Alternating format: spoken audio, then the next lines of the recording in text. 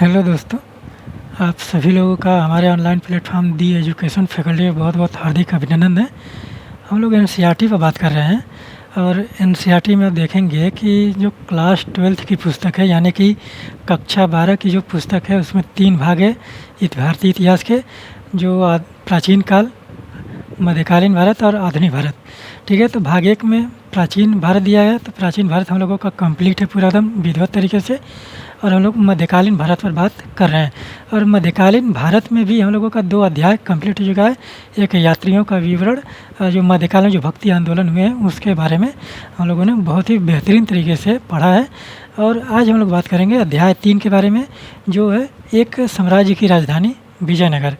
ठीक है, लगभग 14वीं से 16वीं शताब्दी यानी कि 200 साल का इतिहास हम लोगों को पढ़ना है।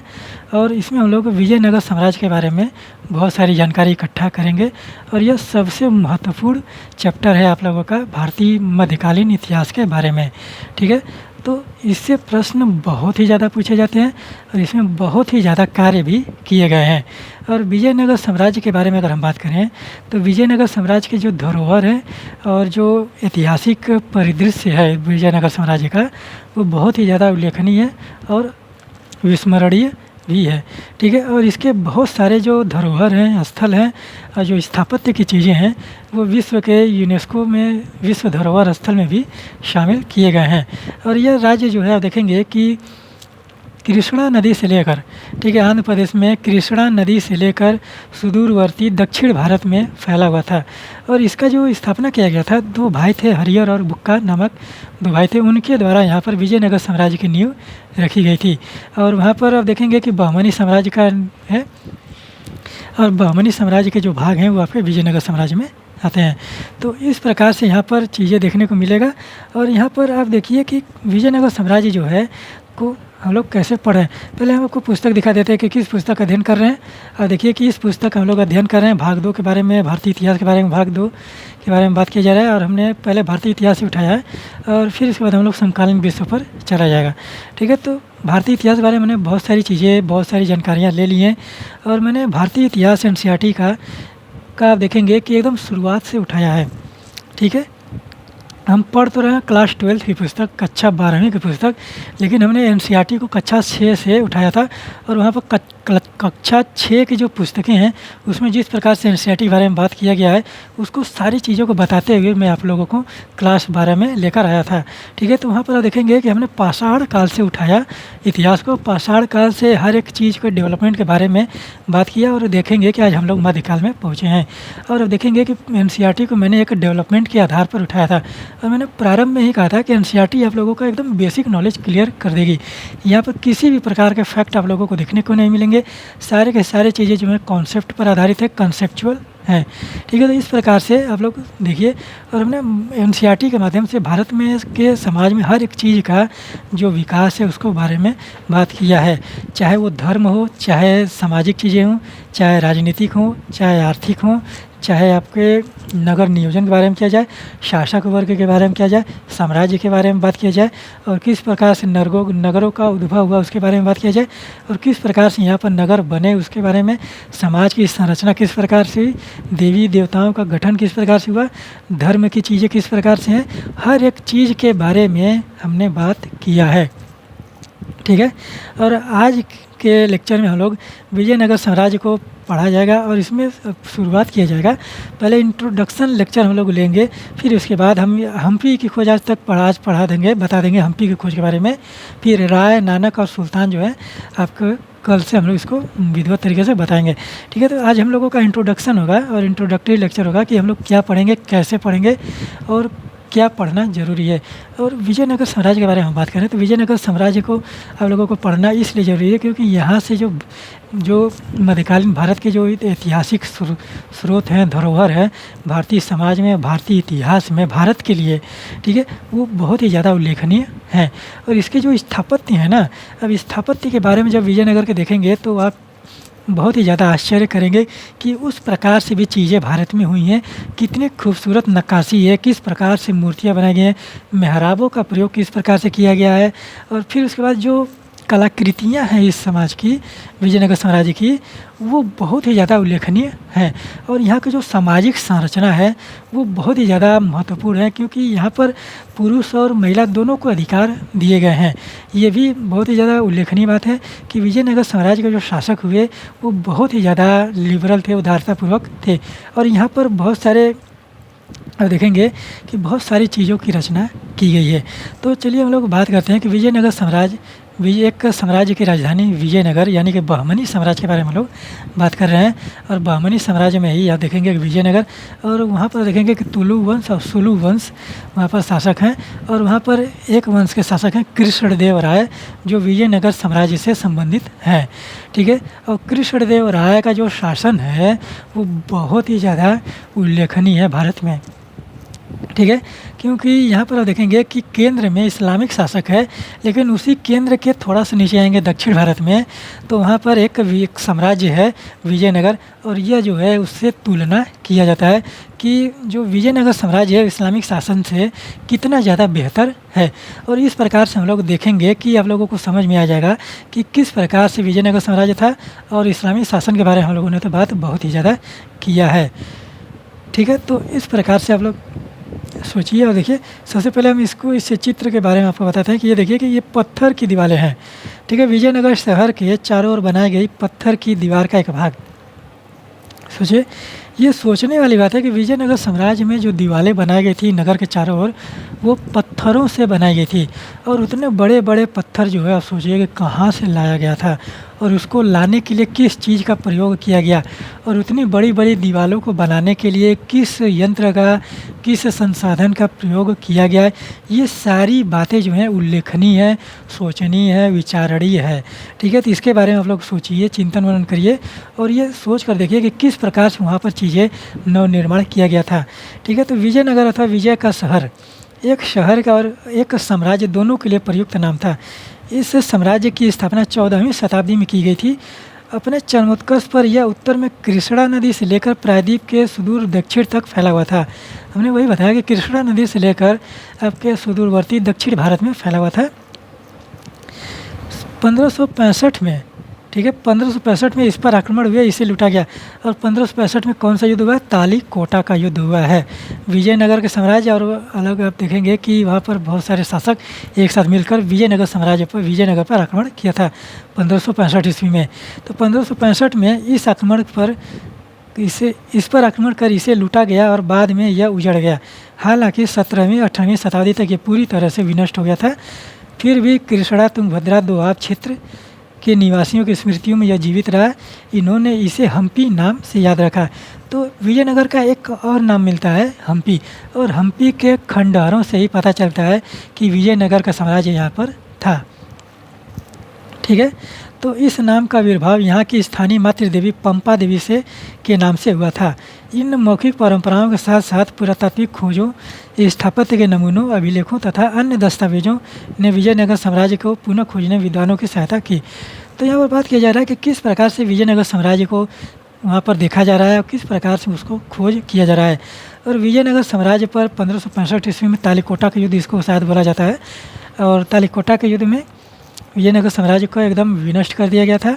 और 17वीं 18वीं शताब्दी तक तो ये पूरी तरह से ख़त्म हो चुका था। और यहाँ के जो कृष्णा तुंगभद्रा के जो दोआब की तुंगभद्रा नदी जो है कृष्णा की सहायक नदी है। ठीक है, तो कृष्णा और तुंगभद्रा नदी के दोआब, यानी कि दोआब क्षेत्र क्या होता है? दो नदियों के बीच का जो उपजाऊ क्षेत्र है उसको दोआब बोला जाता है।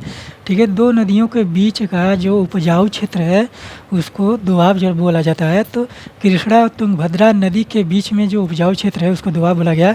और इसीलिए कहा गया है कि कृष्णा तुंगभद्रा दोआब के क्षेत्र में जो लोग रह रहे हैं, निवास हैं, वहाँ पर निवासित हैं, उनके यादों में विजयनगर साम्राज्य बसा हुआ था।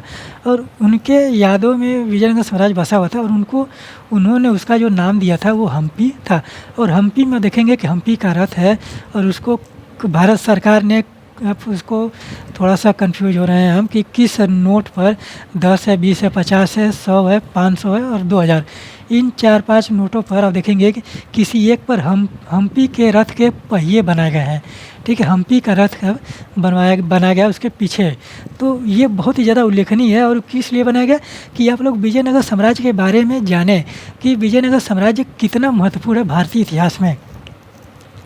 और एक ऐसा शहर, एक ऐसा साम्राज्य इस समय उद्भव में है जहाँ पर इस्लामिक शासक है, ये बहुत ही ज़्यादा महत्वपूर्ण है।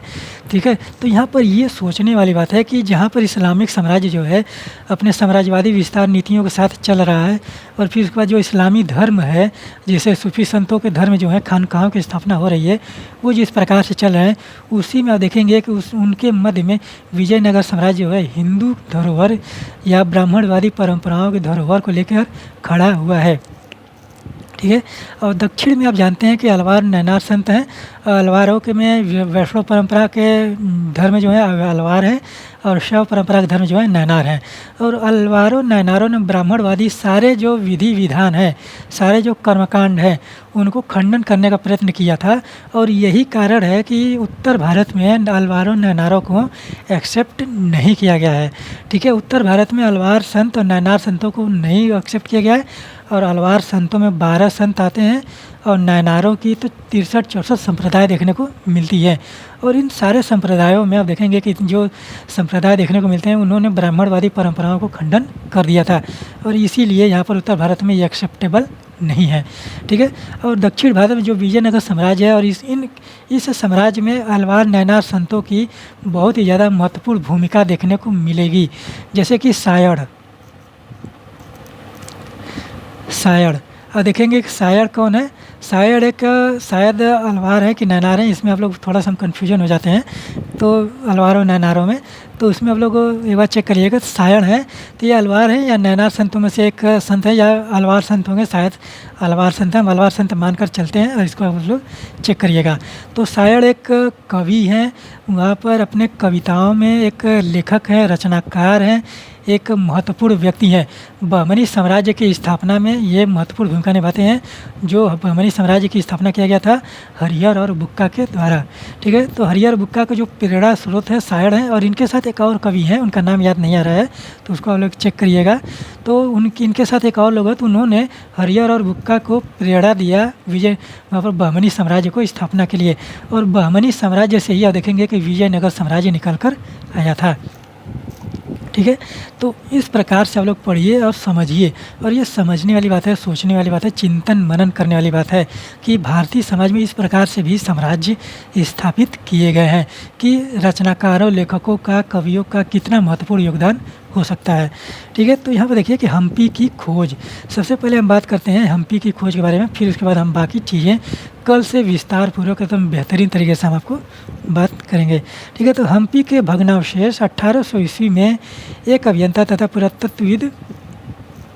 पुराविद कर्नल कॉलिन मैकेंजी द्वारा प्रकाश में लाए गए थे।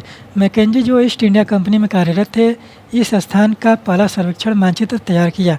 उनके द्वारा हासिल शुरुआती जानकारियाँ विरूपाक्ष मंदिर था। विरूपाक्ष मंदिर विजयनगर साम्राज्य में पाया जाता है। विरूपाक्ष मंदिर तथा पंपा देवी के पूजा स्थल के पुरोहितों की स्मृतियों पर आधारित थी।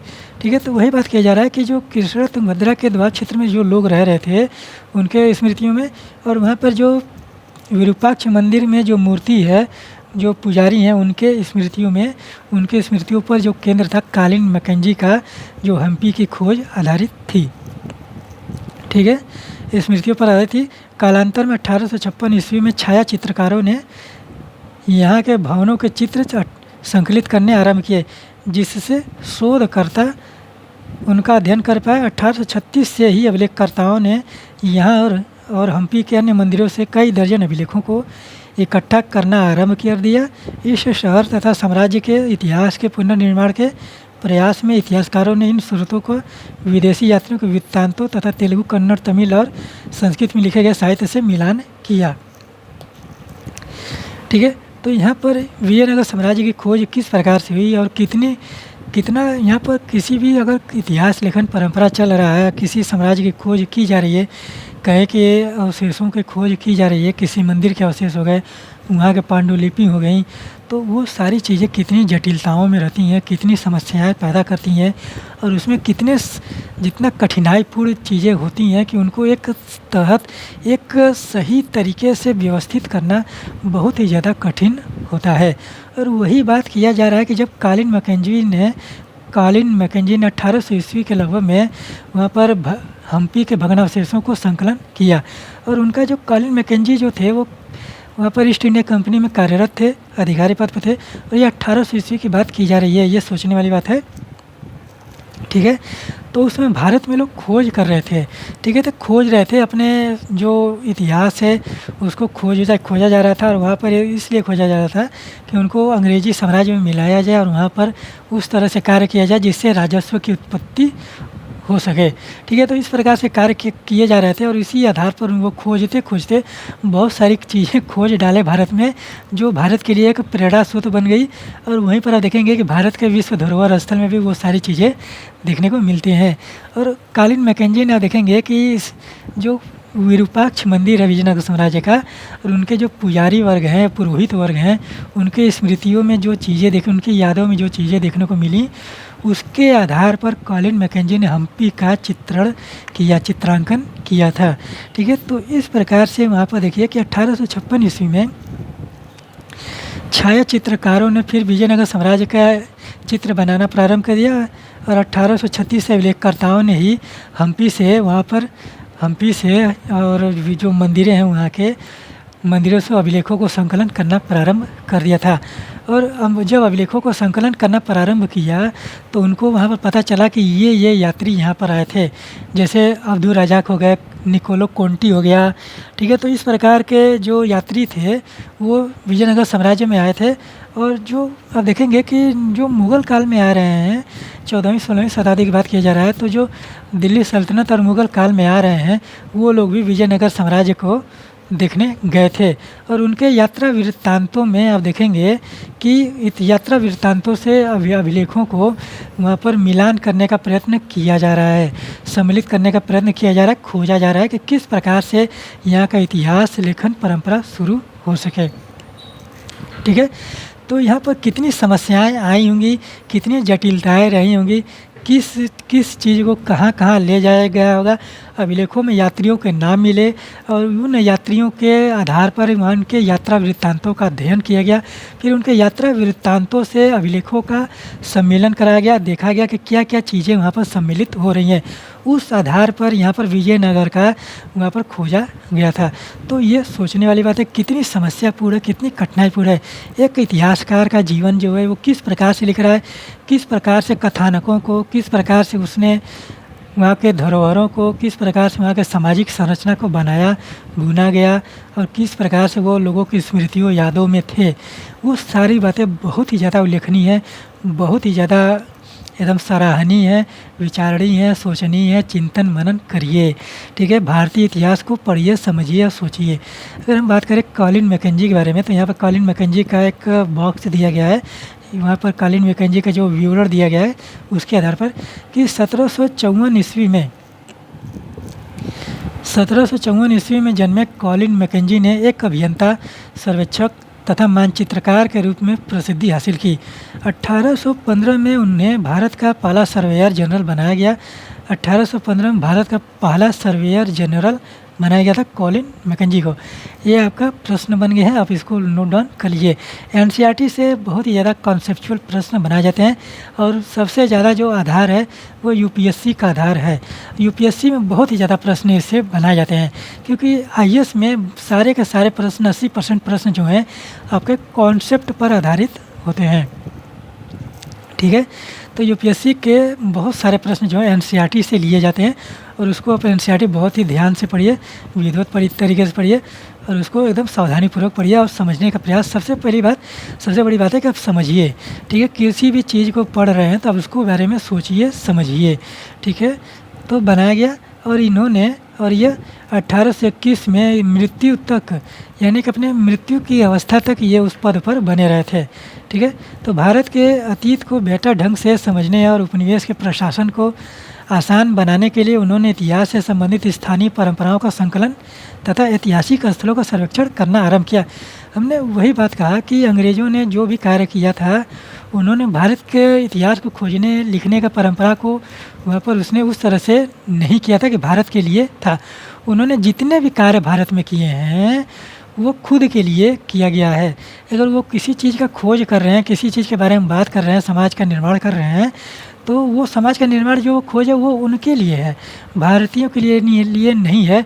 भारतीयों को तो उसमें अवसर मिल गया कि भारत के इतिहास को संदर्भित किया जाए, ठीक है। तो इस प्रकार से अंग्रेज़ों के सहायता से ही भारतीयों ने भारत के इतिहास को लिखना, पढ़ना, समझना और सोचना प्रारंभ किया।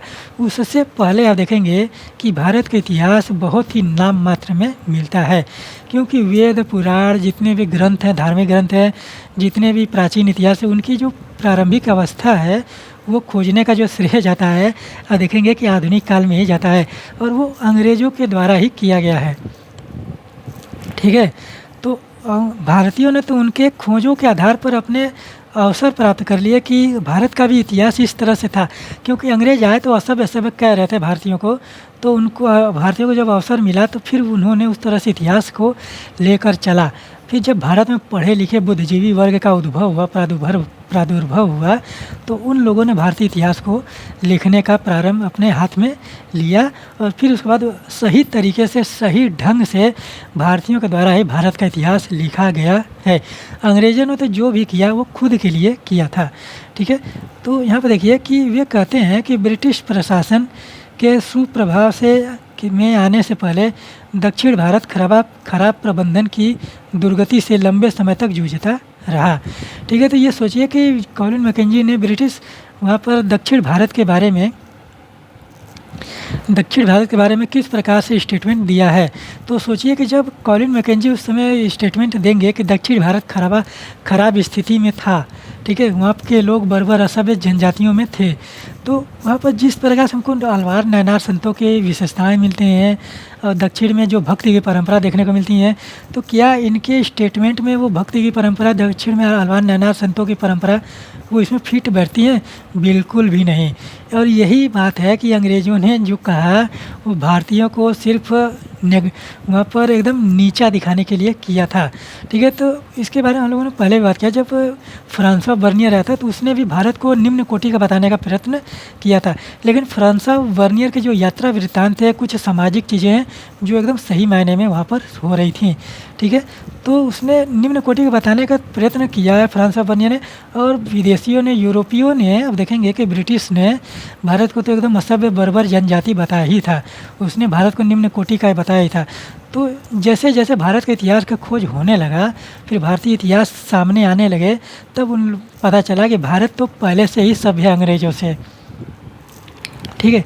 इतनी पुरानी सभ्यता जो है भारत में देखने को मिलती है, इतने विधिवत तरीके से धार्मिक ग्रंथ देखने को मिलते हैं, वो सारी चीज़ें, पांडुलिपियाँ देखने को मिलती हैं, किस प्रकार से समाज का निर्माण किया गया था, और उसके आधार पर तो हम लोग अंग्रेज़ों से पहले से ही सभ्य हैं, ठीक है। तो ये गर्व करने वाली बात है भारत की, ये कि भारत में हम लोग कितने आगे हैं अंग्रेज़ों से। वो अलग बात है कि हम लोग संसाधनों के और फिर उसके बाद मशीनीकरण को लेकर, आधुनिकता को लेकर हम लोग उनसे पीछे हैं थोड़ा बहुत, लेकिन हम लोग सभ्यता संस्कृति के मामले में अंग्रेज़ों से बहुत ही ज़्यादा आगे हैं।